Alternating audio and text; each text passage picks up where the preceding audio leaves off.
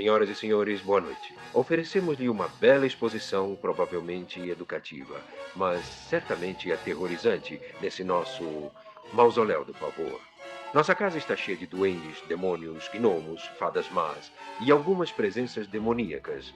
Tudo reunido para o prazer e emoção de vocês no que chamamos a Galeria do Terror. Olá, seja bem-vindo a mais um programa sobre a série Galeria do Terror. Eu sou a Angélica. E eu sou o Marcos. Hoje vamos conversar sobre o 7º episódio da terceira e última temporada da série clássica. Ele se chama Fright Night, seria a Noite do Terror, né? Ou a Noite do Isso. Espanto, né? Uhum, Certo. exatamente. Ele foi ao ar no dia 15 de outubro de 1972. Vê só, né? Tá com cara de episódio de Halloween mesmo, né? Esse episódio de direção do Jeff Corey. E tem aí um elenco considerável, inclusive o Stuart Whitman, que já participou do episódio bom da segunda temporada, né? O The Lindemann Sketch. Isso mesmo.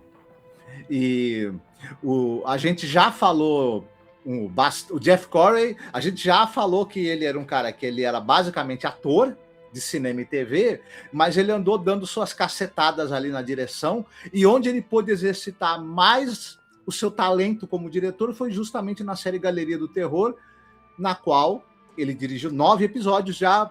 Inclusive, a maioria deles, que eu me lembro, foi na primeira e na segunda temporada. Uhum. Né? Aqui ele vai fazer, se não me engano, ele dirige só esse na terceira. E dirigiu episódios importantes, episódios muito bons, né?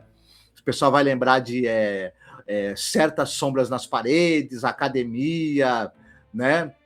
Sim. Enfim, Conte ao David. Ah, são episódios bem medianos, né? Certa Sombra na Parede, eu lembro que é com a Agnes Moorehead, e a gente ficou, assim, bem passado, assim, porque é um episódio muito curto, né? E a gente ficou com a impressão de que ela, uma grande atriz, quase foi subaproveitada, né? Você já citou que no elenco nós temos o Stuart Whitman. Nós falamos dele quando falamos do episódio Lindemann Sketch. Uhum. Lindemann Sketch, desculpe, né? O que Sim. o Lindemann pescou.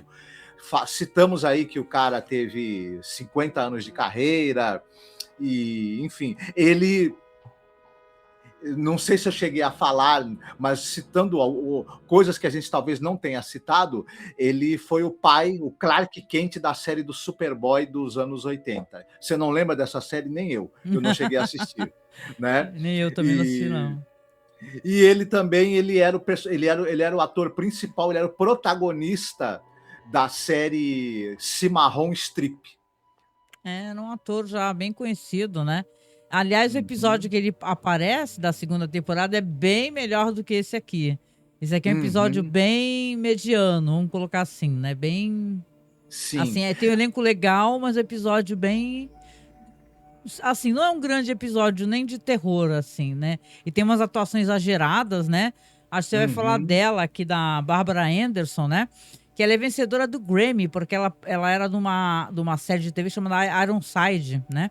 O Têmpera de Aço, ela tinha um personagem fixo, ela era a oficial Eve Whitefeld, e ela participou ao longo de toda a série Têmpera de Aço. Já citamos essa série aqui anteriormente, e ela acabou ganhando um Emmy por esse personagem.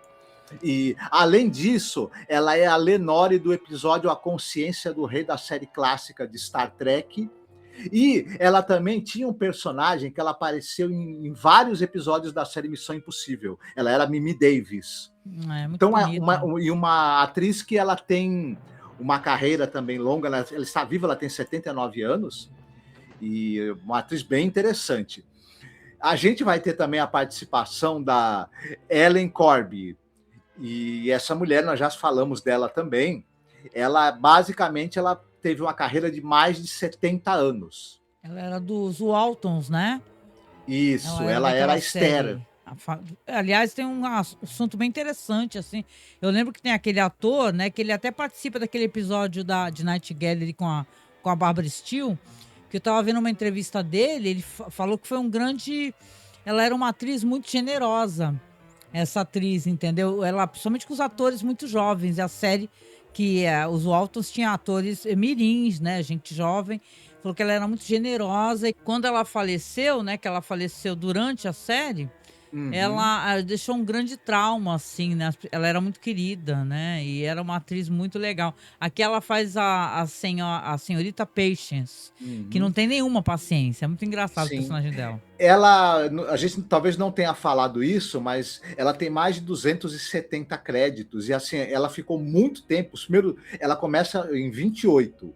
Olha só, nos anos 20, Uhum, e ela vai ficar mais de 20 anos fazendo papéis curtos e pontas em filmes até não creditada.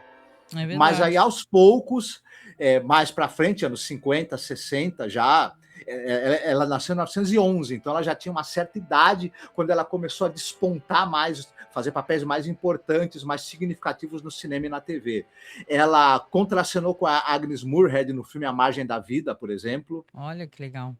Ela está em filmes como, por exemplo, Shane, os Brutos Também Amam. Ela tá em muito, mas muito filme importante da história do cinema como coadjuvante. Né? É. Mas eu acho que o ator aqui que é mais interessante, as pessoas vão lembrar, é o Alan Napier, né? Que é um ator muito importante, que a série ficou muito famosa, mas ele já era um ator assim, shakespeariano, muito relevante, um cara muito culto, né?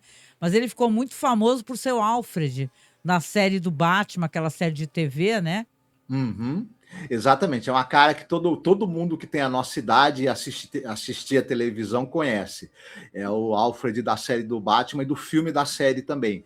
E ele já apareceu em 2 episódios aqui de Galeria do Terror: O Casa com Fantasmas e Os Pecados dos Pais. Né? É verdade. Eu gosto muito da atuação dele, assim, aparece muito pouco, mas em cenas muito impactantes, né? Uhum, Então, dessa vez, a gente vai começar o episódio aqui com a sinopse que você vai fazer, né? Então, conta pra uhum. gente um pouco dessa história aí.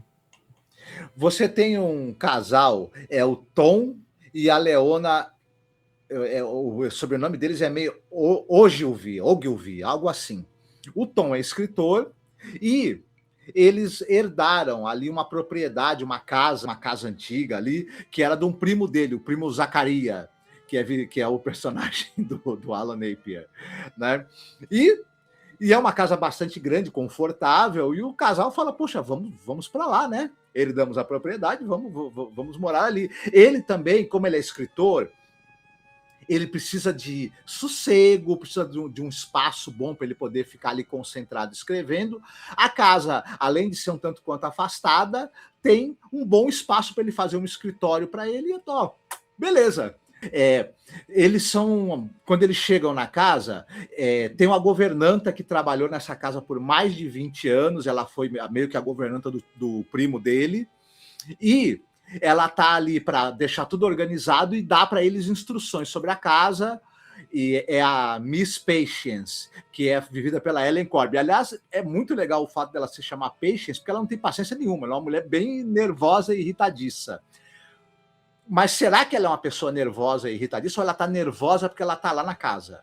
E ela dá a entender ali durante a conversa e tudo que ela não quer, inclusive, ficar lá durante a noite. Ela quer logo dar as instruções, deixar tudo pronto com eles para ver o marido dela, acho que vem buscá-la, que ela quer ir embora. E ela dá uma instrução a respeito de um certo baú que tem lá na casa, que ela fala: olha, esse baú não é para ser removido e em hipótese alguma é para abrir esse baú. A esposa, né? Que eu lembro, ela olha para essa instrução meio que falando assim: ah, tá bom, vai, é coisa de provavelmente porque eles têm um retrato do primo na parede, ele é um cara meio idoso, assim, ela deve pensar: isso aí é mania de cara idoso. Beleza, a gente não mexe nesse baú, não, tá certo, fica sossegado. E, basicamente, depois que a governanta vai embora, eles vão ali se ajeitar e o nosso amigo, que é vivido pelo Stuart Whitman, o Tom, ele quer começar a fazer o trabalho dele de escrita. Ocorre que você começa a ter barulhos estranhos, você começa a ter fatos estranhos acontecendo na casa, você começa a ter alguma coisa influindo no comportamento do Tom, tornando ele um cara esquecido, agressivo. Aos poucos, Presenças. presenças, né?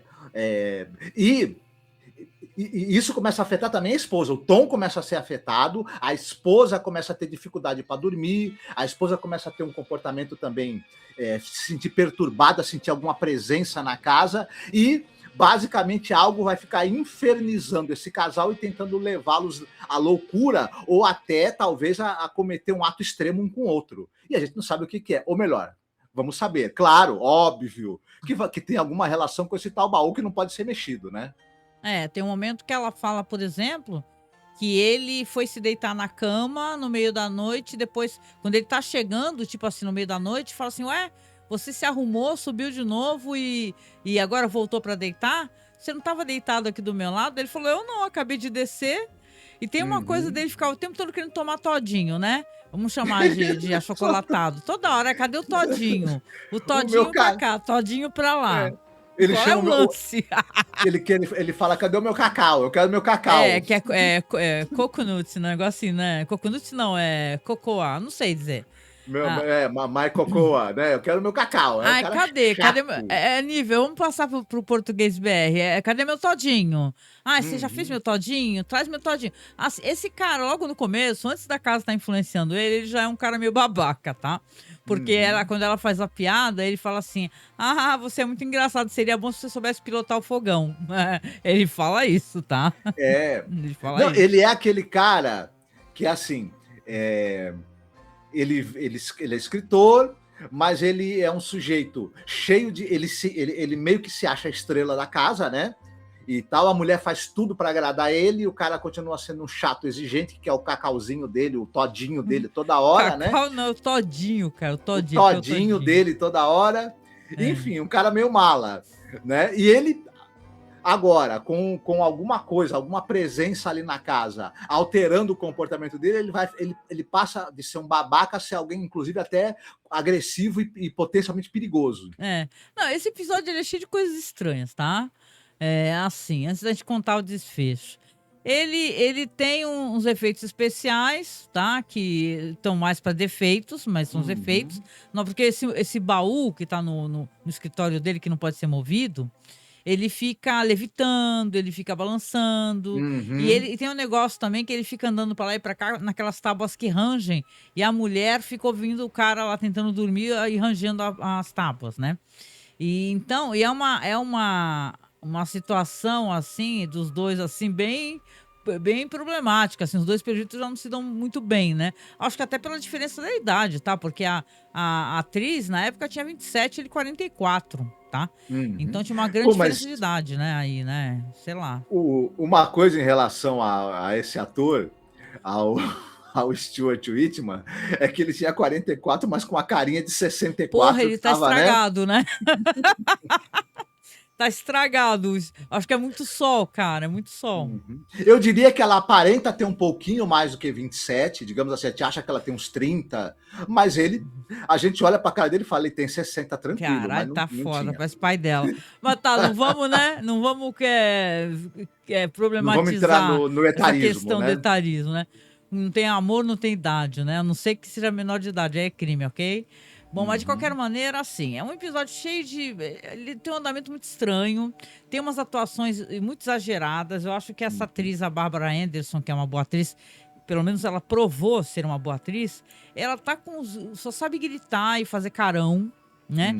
Ele tá um mala sem alça, uma versão do Iluminado pobre, porque tem um momento que ele tá lá na máquina de escrever, aí o fantasma vai lá escrever pra ele. Assim, caralho, filha da puta, tu não trabalha? Brincadeira. Assim, mas ele aqui a maldição, você vai encher a boca dela de leite quente. Opa, peraí, ficou sexual o negócio. Não, mas assim, é isso mesmo que tá escrito lá, porque a bruxa... Aí tem esse lance que ela começa a ter sonhos, ele começa a ter sonhos, aí tem uma hora que eles começam até a brigar, né, porque diz que ele já tá uns 3 meses, parece, né, sem ganhar um centavo, e ele fala, cadê meu todinho? Juro, ele fala isso, tá? Cadê meu todinho?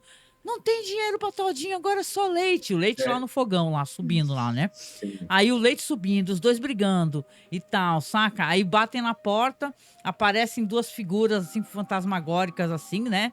Parecem uns zumbis, uns goblins, né? Aí eles se assustam, ela berra, mas as crianças pedindo... Tipo assim...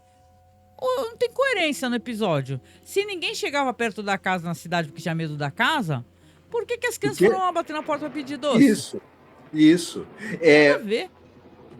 E eles tomam aquele susto, né? Só que eles estão os dois estão com uma atuação bem exagerada. E assim, a gente tem dificuldade em achar que eles tenham a química de um casal mesmo, não tem muito.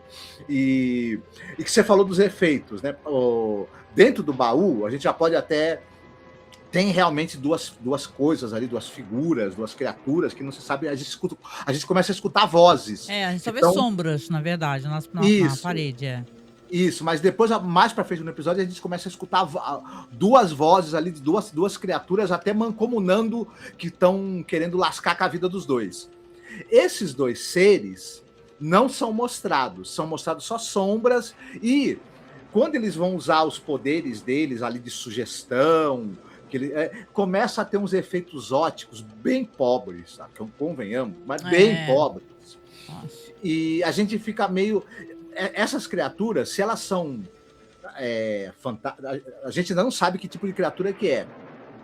Que o cara dá a entender que o velho que morreu, o primo dele, era bruxo, hein? Era um bruxo, exato.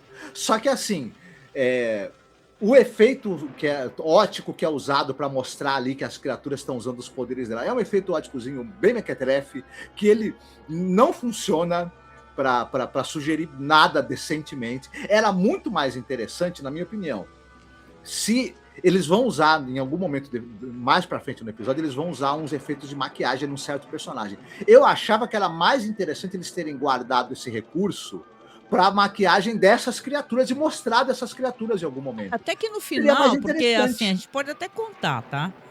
Vão ter vários eventos ali durante o episódio. Tem um momento que ela percebe, ele também, que eles têm que se livrar do baú, só que eles não podem se livrar do baú. Então toda hora o baú vai voltar. Tem uma hora que entra um ripongo bigodudo, né, de transportadora pra pegar lá com uma puta de uma camiseta com os pelos tudo assim saltando pra fora. Pra pegar, ele até brinca, fala, o que tem aqui nesse baú? Tem um corpo, né? Aí do nada o baú aparece de novo. Aí tem uma hora que eles colocam o baú dentro de um galpão, pregam lá a porta do galpão, só que saca, volta de novo. O baú fica voltando, porque o baú tem que ser entregue. Foi isso que a governanta falou, a ex-governanta, que o primo falou que aquele baú não podia ser retirado de lá porque ele tem que ser buscado. Alguém vai buscar esse baú, então ele tem que estar lá na casa, né? Só que visivelmente eles estão sendo influenciados pelo baú, né? Ao mesmo tempo, parece que tem a ver também o fato dele ser um escritor falido, que não está conseguindo escrever absolutamente nada, né? Então, quando aparecem as crianças na porta, eles dão risada, porque eles lembram que é Dia das Bruxas, né? E tal, a Noite de Todos os Santos, não sei o que lá. Aí quando a porta de novo, batem na porta de novo, aí aparece o primo, só que vestido como um ghoul, né? Assim, eles chamam de ghoul, né? Mas a maquiagem até boa, tá? Que colocaram no Alan Napier, maquiagem boa e tal, e ele vai subindo lá, não mostra ele descendo com o baú, porque obviamente é um senhor de idade, né? Ele não ia descer com um baú gigante lá, mesmo que fosse cenográfico, né? E aí eles ficam super aliviados, né? Porque eles falam assim, que bom, agora nossa vida vai melhorar. Sendo que o problema deles nem era o baú ou as assombrações. Eles tinham um problema porque o cara não consegue trabalhar, porque a relação deles está uma droga. Mas aí, assim, quando ele fala, nossa, agora vai dar tudo certo. Aí, do nada, ele olha lá de novo no escritório, que fica tipo no sótão, né? Na parte de cima. E tem outro baú. Aí tá um bilhete lá escrito assim, pra ser entregue daqui a 1 ano. Não tire daqui. Isso. Aí o episódio termina de uma maneira muito brusca, muito estranho. Termina com eles falar, já um carro, já com as mudanças, já saindo dali, com uma placa na frente da casa, assim, para alugar ou para vender e tal, entrar em contato. Só isso, acaba assim o episódio. Isso, o primo Zacaria, ele guarda monstrinhos, criaturas sobrenaturais nesses baús, e ele deixa guardadinho até o dia do Halloween. Quando é no dia do Halloween, ele vai lá buscar para poder liberar essas criaturas no dia do Halloween, para eles fazerem a desgraça. Só que até o dia do Halloween ele precisa de um lugar para guardar esses monstrinhos que ele tem em algum lugar, e ele guarda na casa que ele deixou pro primo dele, pro Tom. Ou seja, que não dá, né? Não dá. Não tem condições, né? Assim, não é um bom episódio, tá? Eu acho que ele não causa nem terror e nem humor, né? Eu acho que ele não tem Uhum. intenção de causar humor. O episódio não é pra ser engraçado, mas não achei mesmo um bom episódio. Eu acho que aquele Questão de Medo com Leslie Nielsen, né, da temporada anterior, ele é muito melhor, porque ele pelo menos é engraçado e absurdo e o Uhum. Leslie Nielsen tá ótimo, né? Se vocês não Sim. assistiram, tá ótimo, né? Então, assim, é um episódio bem mais ou menos assim. Eu acho que se a gente puder fazer uma recomendação, né, porque a gente gosta muito de fazer isso, o Alan Napier, ele tá num filme que a gente recomendou dentro de um podcast temático, que a gente gravou um podcast só sobre mansões mal assombradas com nome. Tipo mansão, as do Flanagan lá da Netflix, Hill House, Bly. Então a gente fez um podcast falando das mansões, filmes legais sobre mansões especificamente assombradas. E a gente falou de um filme chamado Uninvited, que é os não convidados, né? Que tem o Alan Napier no elenco. E é um puta filme de terror, assim, de clima, bem feito, entendeu? Que dá medo. É uma história tétrica, antiga, eu acho que é de 44, é preto e branco o filme. Mas é muito ruim esse episódio aqui. Qualquer negócio, não tem como passar a borracha, passar o pano e falar que Uhum. ok. É ruim mesmo, é ruim. Nada bom. Ele não funciona em praticamente nada do que ele se propõe a fazer, Eu vou falar, né. essa temporada ela tá sendo aquele tipo de temporada que isso aconteceu às vezes em The Twilight Zone, que acontece de ter 2 ou 3 episódios ruins, às vezes, ou bem mais ou menos, mas eles tinham um sensacional, sabe? Essa aqui tá tendo, na minha impressão, só episódio mais ou menos. Às vezes vale muito porque a gente vai pesquisar sobre o projeto e vai ver o conto que se refere. Aí você consegue colocar um conteúdo, porque tá muito qualquer negócio, assim. Eu parei para pensar, eu tava pensando sobre isso, né? Eu gosto, primeiro, é o Vincent Price. Então a gente gosta do Vincent Price, episódio legal, tem uma cenografia legal e tal, mas tá muito fraca essa temporada, né? Até o próximo episódio, quando a gente for comentar, ele sofre disso. Ele não tem assim um grande roteiro, apesar de ter grandes atuações, né? Às vezes tem isso, né? Episódio não tem roteiro bom, uma atuação é boa. Esse Stuart Whitman, ele tá bem melhor e a história é bem melhor no Linda Marquette, que é um Uhum. cara que é um pescador amargurado lá que pega uma sereia. Então é um episódio bem melhor do que esse daqui. Uhum. Mas isso daqui, ó, pra mim, menor A grau. terceira, a terceira temporada está sofrendo muito também com corte orçamentário. A gente estava lendo sobre como é que foi a produção e tudo mais, não se fala muito assim, fala-se de várias questões, várias exigências, vários problemas, mas não se fala tanto de corte orçamentário. Mas assistindo, a gente percebe que foi brutal, né, o corte de orçamento de uma temporada para Pô, tem, outra. tem episódio pra vocês verem, né, gente, que a gente comentou. Voltem nos episódios anteriores, meu, se você começou só agora. Tem episódios que são adaptações do Lovecraft. Tem um do monstro, que a maquiagem é inacreditável, é um monstro completo, Uhum, saca? uhum. É uma O, maquiagem, sabe, alguém vestindo mesmo, e é um episódio de terror muito bem feito. Então, essa terceira temporada, eu acho que é daí que a série já vinha agonizando, porque a gente falou sobre isso, tava tendo problema de produção, tava um tal de exigência de estúdio que não era para ter nada que tivesse qualquer sombra de reflexão, de conteúdo filosófico, sabe? Humanístico. uhum, Então aí a série fica carecendo de profundidade. Eu fico com essa sensação. Que às vezes ela sim. pode até se basear num conto legal, mas ela acaba deixando o Uhum, conto não tirando do conto uma boa. Porque você não tem Odisseia adaptando, entendeu? Porque antes ele pegava grandes contos, ou então roteiros, ou histórias de outras pessoas e adaptava do jeito dele. Como aquele não podia, às vezes, fazer adaptação. Né? Apesar que tem episódio anterior que o roteiro é dele, por exemplo, o anterior é dele, que a gente andou comentando já. Mas, cara, eu fico pensando assim que a série tá com problema de mesmo. Tá agonizando, parece estar nos estertores. Mas como os episódios são gravados em colocações, né? E vão aparecendo na TV de maneiras aleatórias, dizem que para frente tem episódios bons. um ou dois, pelo menos. Mas, pô, de 15 episódios, que é o que vai ter praticamente, você ter 2 episódios que são realmente bons, aí você fica pensando, sabe? Então, esse aqui é bem qualquer negócio, né? Então, vamos deixar pro próximo, então, pra comentar, porque esse aqui a gente não foi muito feliz, não. Você tem algum filme pra recomendar? Já que você citou que a gente fez um podcast sobre casas que têm nome, né? E onde acontecem, obviamente, coisas sobrenaturais e coisas interessantes e terríveis,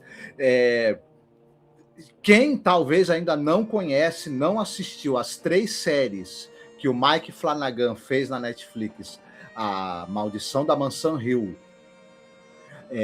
a Mansão Bly, a Maldição da Mansão Bly e a Queda da Casa de Usher, corra para assistir, porque está entre as melhores coisas que você vai assistir em audiovisual, no gênero terror, que tem na televisão.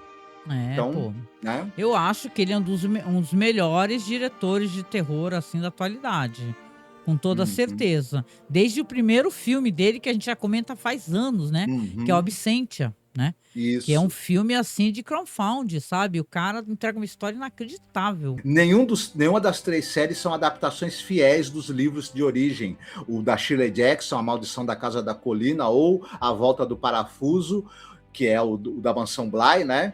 Então, ele parte dos livros, mas ele faz uma recriação, ele vai para um outro caminho, e enfocando famílias, na verdade, nas 3 séries. E olha, maravilhoso.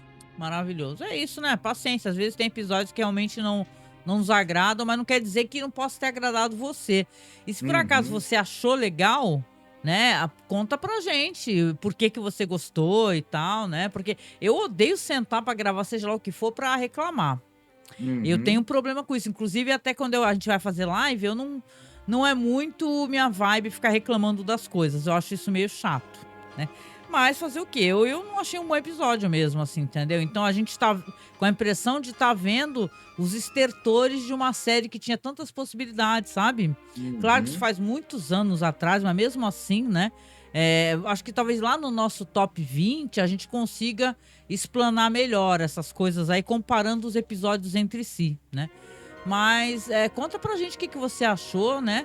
E mais do que isso, né? Comente, compartilha aqui. Não esqueça de deixar seu like e de também nos ajudar financeiramente, porque nós precisamos do seu apoio. Escaneie esse QR Code aí vermelho, que é o LivePix, que você pode mandar um áudio pra gente. Se você for comprar qualquer coisa na Amazon, lembre da gente, porque você escaneando esse QR Code ou acessando o link que tá na descrição, você compra na Amazon, não paga nada a mais e ainda nos ajuda, porque pela indicação recebemos aí algum trocado da Amazon, tá? Apoie a gente via Pix, apoiomasmorra@gmail.com, ou então lembre-se de nos apoiar no Apoia-se, tá? Que você pode deixar também qualquer valor mensal para nos apoiar mensalmente. No mais, você quer deixar algum recado, Marcos, pra gente no final? O recado é que vocês fiquem todos muitíssimo bem. Cuidado com esses baús aí que você não sabe o que tem dentro, que um primo deixou para você, falou para você não abrir. Golpe do baú, né? Tá vendo, né? O golpe do baú que essa galera tomou. Foi o golpe do baú mesmo, com certeza. Com certeza. Um beijo e até o próximo podcast. Tchau.